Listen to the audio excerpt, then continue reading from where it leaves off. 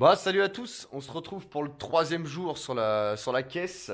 Bon, ce matin, on a déjà préparé pas mal de choses, on a nettoyé vachement l'atelier, on a passé un gros coup d'aspi pour pas se retrouver avec des poussières de partout. Et du coup, bah là, on va attaquer la Raptor en fait, parce qu'on devait la faire hier, et hier, on était vraiment mort, et puis on a préféré stopper et puis dire on fait ça demain, plutôt qu'aller faire des conneries par fatigue. Donc bah là, on est en train de préparer la Raptor, là, sur l'établi là-bas, là. Et puis on a commencé à poser les portes et tout pour pouvoir continuer ça. Je vais faire un petit visu. Donc là voilà, on a préparé un petit coin pour faire toute la préparation de la Raptor. Donc là, on a le pot de teinte en fait qui va servir à teinter la Raptor. On a notre durcisseur, on a les godets de dosage, la notice parce qu'on est un peu con, alors du coup il va falloir qu'on s'en serve. Et puis voilà quoi. Donc on va pouvoir se préparer ça gentiment. Bon là on va aller bouffer donc pour l'instant ça va être en pause. Voilà, la poussière va pouvoir sécher et puis voilà quoi, bon, on va pouvoir peindre tout ça. Puis bon, on va faire une petite vidéo de l'application bien évidemment que vous puissiez voir ce que ça donne. Donc voilà où on en est ce matin. Enfin, ce midi plutôt. Donc voilà. Donc là du coup, on va commencer à préparer la Raptor là. Hop, donc ça c'est le pot de teinte. Vous allez voir la teinte, on va vous la montrer directement sur la vidéo, comme ça. Donc voilà la teinte qu'il va y avoir sur la Golf. Donc c'est un RAL 7005, en fait c'est un gris souris tout simplement. C'est un truc vraiment soft. Donc là en fait pour teinter la Raptor, on a le bidon de Raptor qui est juste là. On a 711 ml de produit en fait qui est dans la bouteille. Je sais pas si vous allez voir sur la vidéo, mais la bouteille elle est pas pleine, en fait elle laisse la place pour mettre les autres produits. Il y a du durcisseur à mettre, donc il y a 237 ml par bouteille de durcisseur à mettre. Et on a un pourcentage de 10% en fait de teinte à mettre. Bon, nous on va mettre 9% parce qu'on a calculé à peu près par rapport au pot. Pour être sûr d'en avoir assez, on va mettre 9% de teinte. Donc là, bah, je vais préparer la teinte, je vais la durcir à part. Et puis comme ça, bah, on va pouvoir faire la suite. Bon là du coup je prépare le pot, là je mets un peu de scotch sur le bord pour pas en foutre partout quand on verse, que ça dégouline tout le temps. Donc voilà, au moins le pot il reste propre. Donc voilà, bon ça a déjà été mélangé un peu avant, mais hop. Ah le riz, le riz, le riz, le gris il est vraiment pas mal. Ah, il est pas mal ce riz. Hein. Donc là par exemple par bouteille on a calculé, on a besoin pour avoir les 9%, il nous faut 85 ml de produit, enfin de teinte. Donc là bah, on va s'arrêter là entre le 75 et le 100 puisqu'on est pile poil dessus. Hop. Bon, pour le dosage, il faut quand même être assez précis parce que si on se retrouve avec des différentes de teintes entre les bouteilles, c'est un peu la misère. Voilà, là on est pile poil. On va essuyer le rebord. Voilà, ça y est, j'en ai foutu partout. Le contraire m'aurait étonné. Hop. Maintenant, on va prendre le durcisseur. On met 2 pour 1 de durcisseur en fait dans la peinture. Donc là, par exemple, on était à 87 ml. Enfin 85 ml de peinture. Donc on va le diviser par 2 en fait pour avoir le ratio de 2 pour 1. Donc ça fait 42 ml. Donc on va monter à... On va être à 125 en fait, juste là quoi. On complémente avec le durcisseur. Voilà, on est bien. Donc ça c'est vraiment ce qui va teinter la Raptor en fait. D'ailleurs c'est marrant parce que la quantité elle paraît vraiment... je sais pas, on dirait qu'il y a vraiment pas beaucoup de peinture par rapport à au contenu de Raptor. Mais la Raptor c'est une espèce de résine. C'est même pas blanc en fait. Vous allez même pas voir dans le pot là avec l'éclairage, mais si on voit un petit peu, ouais. C'est même pas blanc en fait, on dirait vraiment un liant de peinture comme une résine, ouais voilà. Donc on va voir ce que ça donne, hein. De toute façon on n'a pas le choix, faut essayer.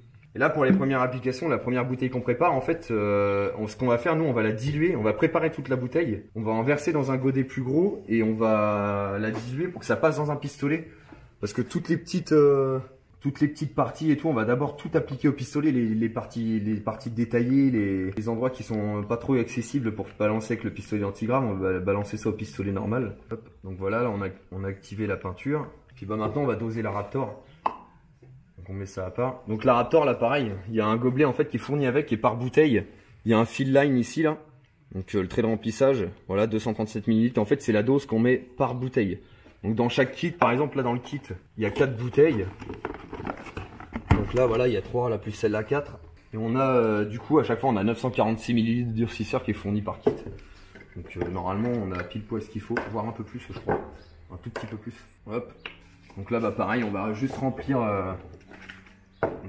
avec le niveau qu'il préconise. Hop.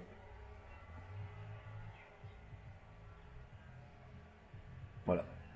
On n'en met pas plus. Puis là on a notre dose du durcisseur du coup pour une bouteille. On le verse dedans. Le flacon c'est bien, il est bien foutu avec le bec et tout, on n'en fout pas partout à côté, c'est nickel. Donc le kit, ouais, le kit là il coûte c'est 140 € je crois, un kit avec la livraison inclus dedans, si je dis pas de conneries. Faudrait que je regarde exactement, mais au moins il y a tout dedans quoi. C'est pas si cher au final hein, si on voit la qualité du produit et tout. Donc là on commence par secouer la bouteille de Raptor une fois qu'on a mis le durcisseur pour mélanger à peu près. Donc il faut bien les secouer pour que les produits se mélangent, parce que comme la résine elle est assez épaisse, le durcisseur il se mélange bien partout. Donc là voilà, ça fait à peu près une demi-heure que je suis en train de secouer la bouteille. Donc j'ai plus de bras, j'arrive plus à respirer, mais c'est pas grave. Donc voilà, la bouteille elle est bien mélangée. Maintenant on va pouvoir mettre la teinte. Et là j'ai une petite crainte parce que j'ai peur que ça rentre pas dans la bouteille. Donc, on regarde à peu près à quel niveau on en est dans la bouteille déjà. Essaye de regarder si tu arrives à voir. Ouais, si chaud, ça hein. devrait rentrer, mais ça devrait vraiment être ça va pile être poil. Bien juste à mon avis. Alors, on va essayer de voir ça. Je vais faire un truc. Voilà, on n'a pas beaucoup de marge quoi. Hop. Donc voilà, on va verser le produit. Ah ouais, là c'est chaud de chez chaud. Ouh là là. Ouais, c'est compliqué l'affaire. Donc voilà, là on a mis la teinte. Donc je pense que les 9%, voilà, si on avait mis 10% à mon avis, c'était mort. Donc là on va fermer la bouteille. Tu peux même pas mélanger là. Là ça va être un peu galère en fait parce que on va refermer la bouteille et je pense qu'à chaque fois qu'on va faire une bouteille, on va être obligé de... La limite tu lui mets la tête en bas pour que je sais pas que... Ouais. À mon avis, il faut que tu mélanges en la tournant quoi. Ouais, là ça a pas l'air de bien se mélanger maintenant. Bah s'il faut, de toute façon ce qu'on va faire là, vu que la bouteille est vraiment trop à ras-bord, on va utiliser 2 godets, on va verser le contenu de la bouteille. Bon déjà on va secouer comme ça, voir. Donc voilà, on a mélangé. Alors ce qu'on a fait du coup, vu que la bouteille était trop pleine, on avait peur de pas bien mélanger. On a versé un peu de produit dans un premier godet. On a, le produit mélangé du coup, on l'a remélangé dans la bouteille en laissant de l'espace pour que le produit puisse bien se mélanger dedans. On a refait pareil, on a reversé un peu une fois que c'était mélangé dans celui-là, on a remis celui-là dedans. Enfin bref, on a fait en sorte que tout se mélange bien. Donc là, on va pouvoir re-remplir la bouteille. On va avoir un mélange bien uniforme. Et donc ouais, au niveau de la teinte, j'avais un peu d'appréhension en fait au niveau de ce que ça donnerait. Parce que je trouvais qu'il n'y avait pas beaucoup de teinte par rapport à la quantité de résine Raptor. Et au final, bah, on est carrément bien en fait. La teinte, elle est vraiment nickel de chez nickel. Ça semble être plutôt clair en plus et ouais. tout, c'est pas ouais, vraiment un gris souris quoi. Ça va vraiment être pas mal. Donc le produit, il est bien épais hein, quand même. On voit bien là sur la vidéo, c'est... Ouais. C'est épais de chez épais. Donc je vais remélanger. Et puis bah, on va se servir d'un des 2 godets là. Parce qu'en fait après je vais en prendre une partie qui va être diluée pour pouvoir passer dans le pistolet quoi. Donc bah là j'ai préparé un peu de produit que je vais diluer. Donc je vais commencer par en préparer. Ouais, je vais faire 300 ml. Monter certainement jusqu'à 300 parce que vu l'épaisseur du produit il va quand même falloir pas mal diluer pour que ça passe dans le pistolet. Donc ça va être une dilution plus ou moins au feeling. Il n'y a pas du tout de... Je vais pas respecter un pourcentage ou quoi. Je vais vraiment faire ça... Ok, donc là t'as mis 50 là. Ouais, à peu près, ouais. On va voir ce que ça donne déjà. Si ça passe. Si ça le rend assez fluide pour aller dans les... Ouais, je pense que ça devrait passer. Dans les coins, quoi. Ouais, c'est pas mal. Ouais, il reste encore assez épais là. Au moins, ça va passer dans le pistolet. J'ai une buse de 1,7 dessus. Et ça va quand même passer dedans au moins. Pour faire les endroits un peu à la con. Donc là, c'est pareil. On mélange bien comme il faut. Parce qu'il faut pas qu'on ait de zones plus diluées que d'autres.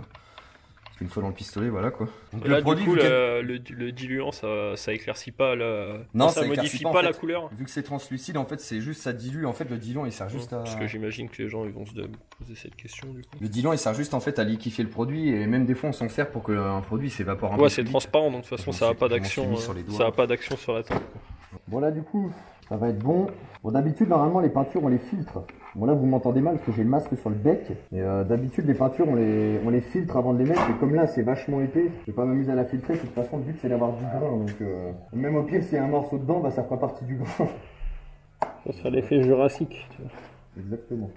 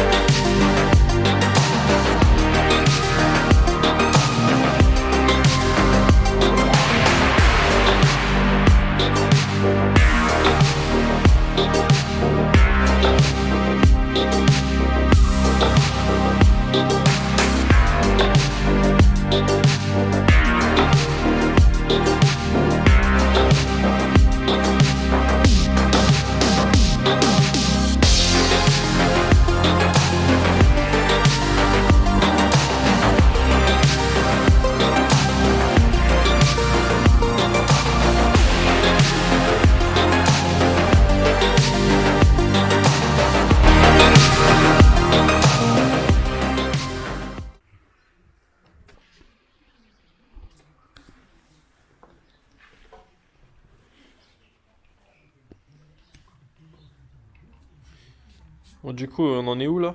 Bah là, on vient de poser la première couche de Raptor sur la coque. On a encore le toit aussi à faire. Puis, bah là, on prépare. Là, on a utilisé juste une bouteille pour faire tous les deux latéraux de la caisse, l'arrière, le haillon. Et là, le toit, par contre, on n'en a pas appliqué, mais on a utilisé qu'une bouteille. Donc là, on va en préparer une autre pour en balourder sur les portes. Et puis après, ce sera bien déjà. Je pense qu'on va pouvoir même faire une deuxième couche sur la caisse pour peut-être mater un peu le grain, parce que là on a fait une couche surtout d'accroche pour bien couvrir les apprêts, tout ça, pour qu'on ait plus d'autres couleurs qui ressortent en dessous. Et puis après on va faire vraiment le grain final. Mais là déjà je pense que le grain final il va être ça va être quasiment le même que celui-là. Ouais, ça ressort bien. Là il est pas trop gros. Hein. Pas trop gros, pas trop petit, il est vraiment... On le voit bien quand même à la caméra, j'ai l'impression. Surtout au niveau de cette aile là, comme on a la lumière extérieure qui vient... Ouais, ça fait un peu roche quoi.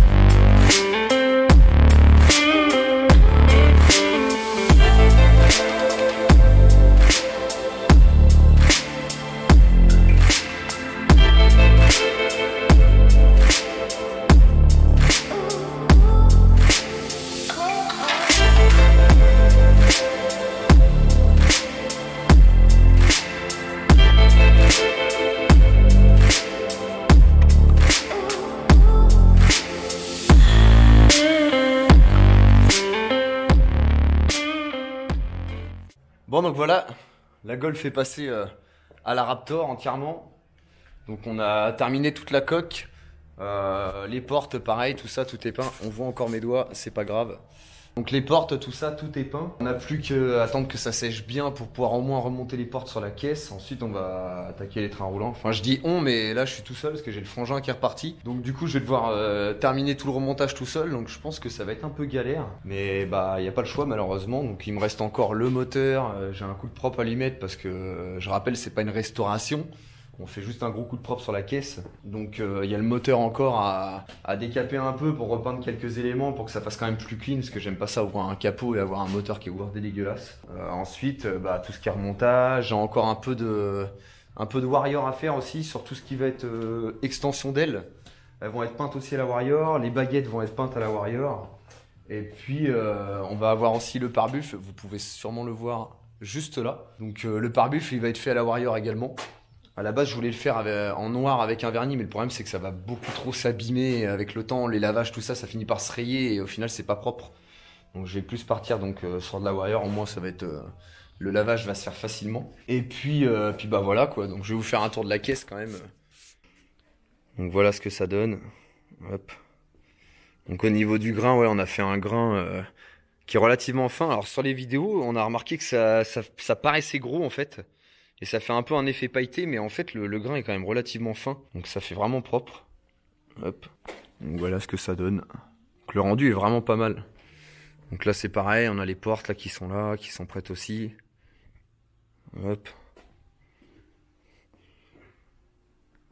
Donc on a un rendu un peu... Le gris en fait c'est un RAL 7005 et ça a un peu des airs de gris nardo, mais il y a un peu de vert dedans, il y a une espèce de teinte de vert qui ressort et ça fait vraiment vraiment stylé. Et je pensais pas que ça donnerait ce rendu là et c'est vraiment cool en fait.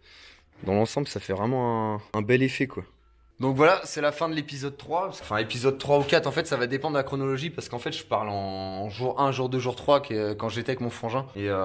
Mais comme j'ai fait tout le démontage initialement de la caisse tout seul, je vais voir ce que ça donne. En fait, ça va se goupiller au niveau du montage. Donc si la vidéo elle vous a plu, surtout, abonnez-vous à la chaîne, laissez un pouce bleu et activez bien la cloche si vous voulez voir les autres vidéos de la chaîne. Donc je vous dis au prochain épisode pour la suite de la Golf Raptor. Allez, salut!